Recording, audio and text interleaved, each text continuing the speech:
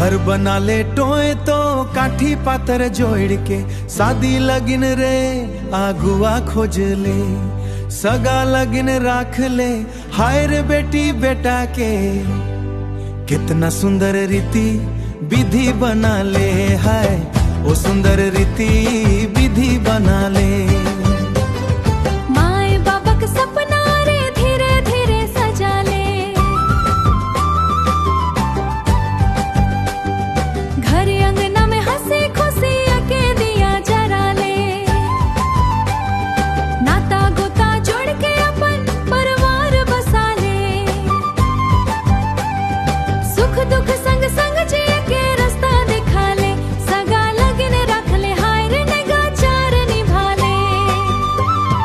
कितना सुंदर रीति विधि बना ले, हाय वो सुंदर रीति विधि बना ले।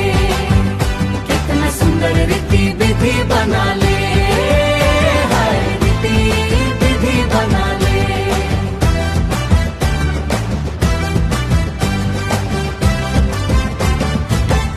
काठी पातर जोड़ जोड़ के नए का घर बना ले, प्यार भरोसा संग रे जिंदगी आगे बढ़ा ले।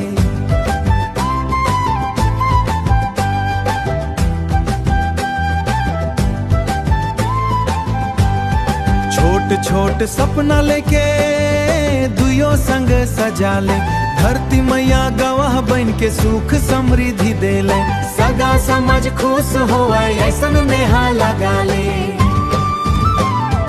कितना सुंदर रीति विधि बना ले, हाय वो सुंदर रीति विधि बना ले।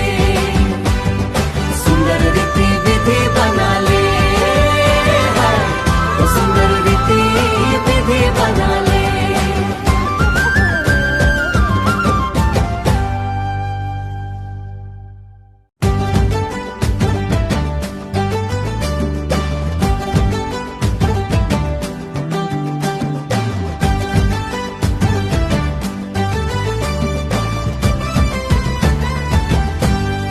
घर बना ले टोए तो काठी पातर जोड़ के, शादी लगिन रे आगुआ खोज ले, सगा लगिन राख ले, हाय रे बेटी बेटा के। कितना सुंदर रीति विधि बना ले, हाय ओ सुंदर रीति विधि बना ले। माए बाबा का सपना रे धीरे धीरे सजा ले,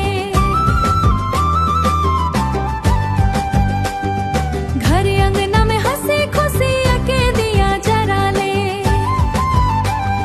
नाता गोता जोड़ के अपन परिवार बसा ले, सुख दुख संग संग जी के रास्ता दिखा ले, सगा लगन रख ले, हाय रे नगाचार निभा ले। कितना सुंदर रीति विधि बना ले, हाय वो सुंदर रीति विधि बना ले। कितना सुंदर रीति विधि बना ले, हाय रीति विधि बना ले।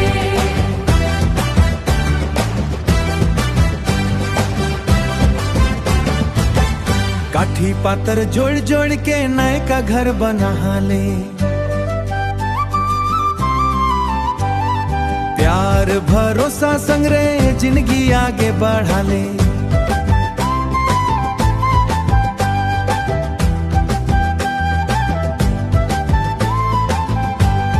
छोट छोट सपना लेके दुयो संग सजा ले, धरती मैया गवाह बन के सुख समृद्धि दे ले, सगा समझ खुश होए ऐसन नेहा लगा ले।